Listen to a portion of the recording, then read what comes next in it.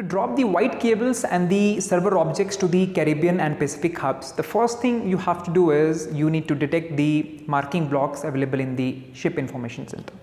To detect that, I have used the color sensor connected upside down, and while moving on the black line, it is going to detect which marking block is available at which location. So if I talk about the Pacific information center, the white block is available at 1. So when the color sensor will come on white, on the top of that, it will detect that the white marking block is available at position 1, and same way which color is available at what location, and if nothing is there, it will not detect the white or black color.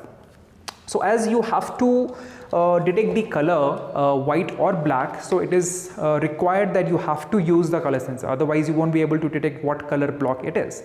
So based on your robot design, your strategy, what kind of robot base you have designed, based on that you can take a call and attach the color sensor. It could be facing upside down or facing on the left side or at some different angle. So it's completely up to you. Thank you so much.